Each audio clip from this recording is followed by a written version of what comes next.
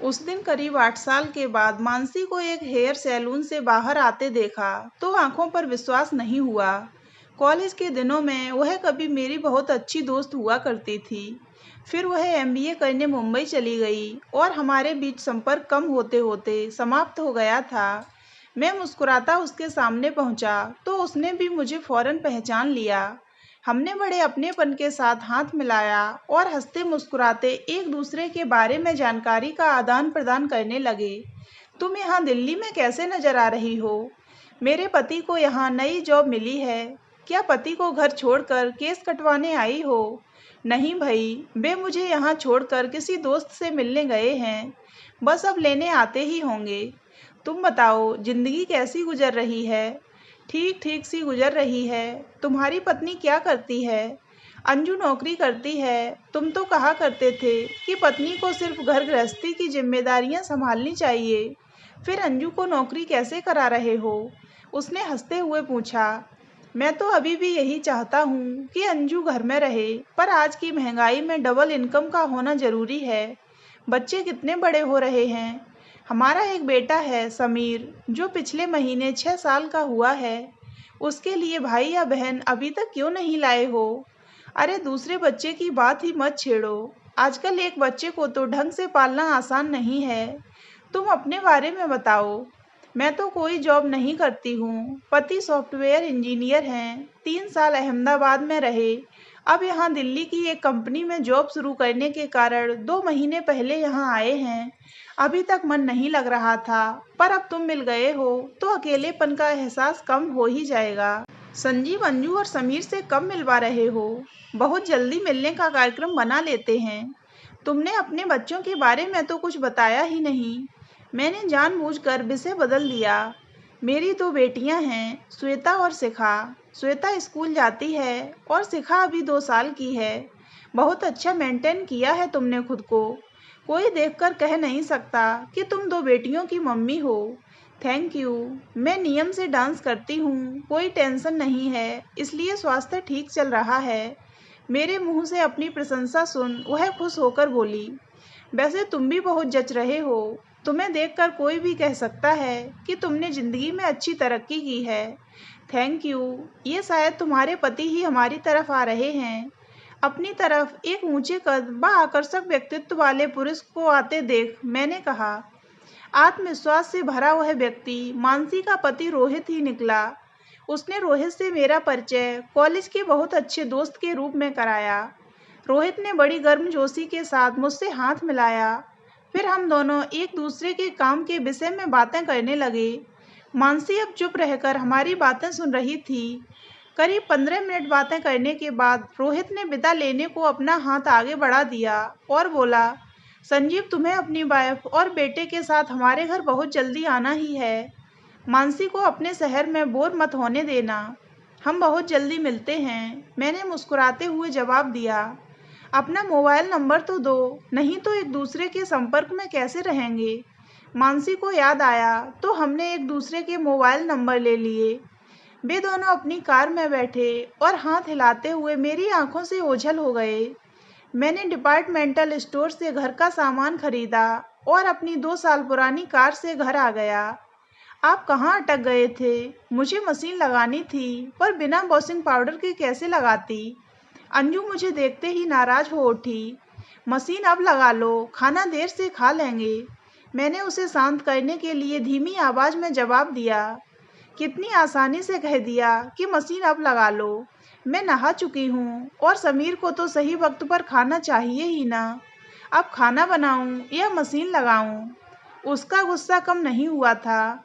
इतनी गुस्सा क्यों हो रही हो? तुम मशीन लगा लो, आज लंच करने बाहर चलते हैं। अपना पेट खराब करने के लिए मुझे बाहर का खाना नहीं खाना है। आप यह बताओ कि अटक कहाँ गए थे? अटका कहीं नहीं, ऐसे ही विंडो शॉपिंग करते हुए समय का अंदाजा नहीं रहा। न जाने क्यों उसे मानसी और रोहित से हुई मुलाकात के बारे में उस समय कुछ बताने का मेरा मन नहीं किया। अंजू ड्राइंग रूम में समीर द्वारा फैलाई चीजें उठाने के काम में लग गई। अब उसका ध्यान मेरी तरफ न होने के कारण मैं उसे ध्यान से देख सकता था। कितना फर्क था मानसी और अंजू के व्यक्तित्व में। शादी होने के समय वह आकर्षक फिगर की मालकिन होती थी, पर अब उसका शरीर काफी भारी हो चुका था। चेहरे पर तनाव की रेखाएं साफ पढ़ी जा सकती थीं। उसका स्वास्थ्य ठीक नहीं रहता। समीर के होने के समय से उसे पेट और कमर दर्द ने एक बार घेरा तो अब तक छुटकारा नहीं मिला है। अंजू की मानसी से तुलना करते हुए मेरा मन अजीब सी खिन्नता महसूस कर रहा था। रोहित और हमारे आर्थिक स्तर में खास अंतर नहीं था, पर हमारी पत्नियों के व्यक्तित्व कितने विपरीत थे। मेरा चेहरा सारा दिन मुरझाया सा रहा।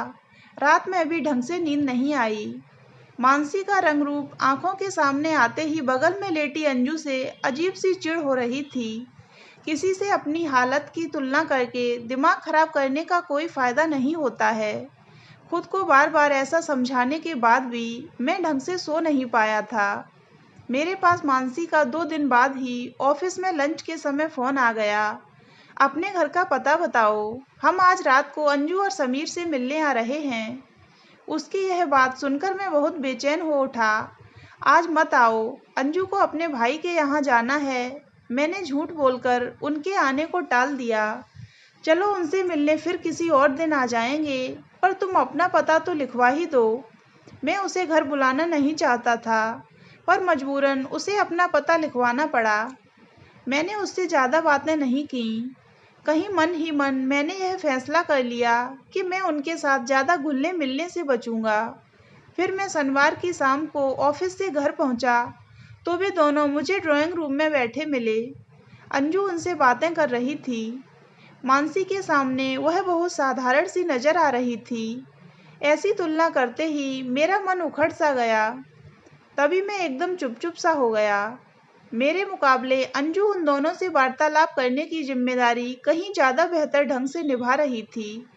मानसी ने अचानक मुझसे पूछ ही लिया, इतने उदास क्यों दिख रहे हो संजीव? सिर में दर्द हो रहा है। आज ऑफिस में काम कुछ ज़्यादा ही था। मुझे यूँ झूठ बोलना पड़ा तो मेरा मन और बुझा बुझा सा हो गया। रोहित ने मेरे बेटे समीर से बहुत अच्छी दोस्ती कर ली थी। मानसी अंजू के साथ खूब खुलकर हंस बोल रही थी। बस मैं ही खुद को उनके बीच अलग थलग सा महसूस कर रहा था। उन दोनों को रोहित के किसी मित्र के घर भी जाना था, इसलिए वे ज़्यादा देर नहीं बैठे और हमें जल्दी अपने घर आगामी रविवार को आने का निमंत्रण देने के बाद चले गए। उनके जाने के बाद मैं बहुत चिड़ा हो गया। मैंने उनसे ज़्यादा ताल्लुकात न रखने का फैसला करने में ज़्यादा वक्त नहीं लिया। ये अच्छे लोग हैं, दोनों का स्वभाव बहुत अच्छा है। अंजू के मुंह से उन दोनों की तारीफ में निकले इन शब्दों को सुनकर मैं अपनी चिढ़ व नाराजगी को नियंत्रण में नहीं रख सका। यार, इन लोगों की बात मुझसे मत करो। ये बनावटी लोग हैं। इनकी सतही चमक दमक से प्रभावित न हो। ऐसे लोगों के साथ मित्रता बढ़ाकर सिर्फ दुख और परेशानियां ही हासिल होती हैं। मैंने उसे समझाने की कोशिश की। क्या कॉलेज के दिनों में आप मानसी के बहुत अच्छे दोस्त नहीं थे? मुझे यूँ अचानक उत्तेजित होता देखकर वह हैरान नजर आ रही थी। मानसी मेरे एक अच्छे दोस्त नवीन की प्रेमिका थी। इस कारण मुझे उसे सहन करना पड़ता था। जब मानसी का उसके साथ चक्कर खत्म हो गया, तब मैंने उसके साथ बोलना बिल्कुल खत्म कर दिया था। वह न तब मुझे पसंद थी और न आज ही मुझे पसंद है। मुझे तो दोनों अच्छे इंसान लगे हैं। क्या अगले संडे हम उनके घर नहीं जाएंगे? नहीं जाएंगे। और अब कोई और बात करो। हमें नहीं रखना है इनके साथ ज़्यादा संबंध। रूखे से अंदाज में उसे टोक कर मैंने मानसी और रोहित के बारे में चर्चा खत्म कर दी। अंजू ने फिर उन दोनों के बारे में कोई बात नहीं की। सच तो यह है कि वह मुझे ज़्यादा खुश नज़र आ रही थी। उसने बड़े प्यार से मुझे खाना खिलाया और सोने से पहले सिर की मालिश भी की। अगले दिन अंजू ने मुझे सुबह उठाकर मुस्कुराते हुए कहा, उठिए सरकार, आज से हम दोनों रोज़ नियमित रूप से घूमने जाया करेंगे। यार, तुम्हें जाना हो तो जाओ, पर मुझे सोने दो। मैंने फिर से रजाई में घुसने की कोशिश की। नहीं जनाब, ऐसे नहीं चलेगा। अगर आप मेरा साथ नहीं देंगे तो मैं और मोटी हो जाऊंगी। क्या आप मुझे मानसी की तरह सुंदर और स्मार्ट बनता नहीं देखना चाहते हो? अंजू की बात सुनकर मैं उठ बैठा और फिर बोला, तुम उसके जैसा नकली पीतल नहीं बल्कि खरा सोना हो। बेकार में उसके साथ अपनी तुलना करके टेंशन में मत आओ। अंजू ने अपनी बाहों का हार मेरे गले में डालकर कहा। टेंशन में मैं नहीं, बल्कि आप नजर आ रहे हो। मैं टेंशन में नहीं हूँ, मैंने उससे नजरें चुराते हुए जवाब दिया। मैं आपके हर मूड को पहचानती हूँ जनाब। मुझसे कुछ भी छिपाने की कोशिश बेकार जाएगी। क्या मतलब? मतलब यह है कि मेरी मानसिक सुख शांति की खातिर आपकी झूठ बोलने की आदत बहुत पुरानी है। तुम्हारी बात मेरी समझ में नहीं आ रही है। मैंने कब तुमसे झूठ बोला है? अंजू ने हल्के फुल्के अंदाज में जवाब दिया। मैं बताती हूँ। जब हमारे पास कार नहीं थी तो आप कार की कितनी बुराई करते थे। कार के पुर्जे महंगे आते हैं, सर्विसिंग महंगी होती है, पेट्रोल का खर्चा बहुत बढ़ जाता है, मुझे ड्राइव करना अच्छा नहीं लगता, और भी न जाने आप क्या क्या कहते थे। तुम कहना क्या चाह रही हो? पहले एक और बात सुनो और फिर मैं आपके सवाल का जवाब दूंगी। जब समीर के एडमिशन का समय आया तो आप महंगे पब्लिक स्कूलों के कितने नुक्स गिनाते थे। वहाँ पढ़ने वाले अमीर माँ बाप के बच्चे छोटी उम्र में बिगड़ जाते हैं। बच्चे को अच्छे संस्कार घर में मिलते हैं, स्कूल में नहीं। जैसी दलीलें देकर आपने मेरे मन को शांत और खुश रखने की सदा कोशिश की थी। मैं जो कहता था वह गलत नहीं था। मैं यह नहीं कह रही हूँ कि आप गलत कहते थे। मैं वही कह रही हूँ जो मैंने शुरू में कहा था।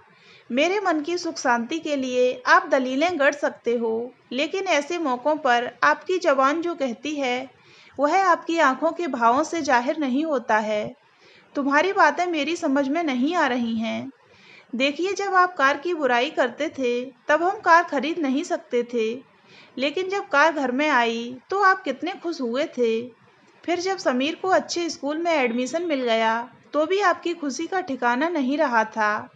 अब यह भी समझा दो कि तुम ये पुरानी बातें आज क्यों उठा रही हो, क्योंकि आज भी आपकी जुबान पर कुछ और है और दिल में कुछ और।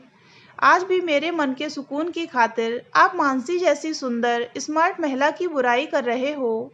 लेकिन कल रात मैंने देखा था कि जब भी आप सहज होकर उससे बातें करते थे तो आपकी आंखें खुशी से चमक उठती थीं। सच्चाई यह भी है कि मानसी के मुकाबले में मैं मोटी और अनाकर्षक लगती हूँ। तभी अपनी पुरानी आदत के अनुरूप आपने अपना सुर बदल लिया है। लेकिन क्या?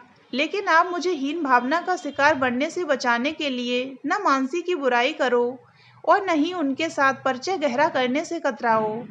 कार और समीर के एडमिशन का संबंध हमारी माली हालत से था, पर यह मामला भिन्न है। मैं भली प्रकार समझती हूँ कि अपने व्यक्तित्व को आकर्षक बनाने का प्रयास मुझे ही करना होगा। तभी मैंने अपने में बदलाव लाने की कमर कस ली है। आप बनावटी व्यवहार से मुझे झूठी तसल्ली देकर मेरे मन की सुख शांति बनाए रखने की चिंता छोड़ दो। आपके सहज अंदाज में खुश रहने से ही हमारे बीच प्यार की नींव मजबूत होगी। आपके सहयोग से मैं अपने लक्ष्य को बहुत जल्दी पा लूँगी।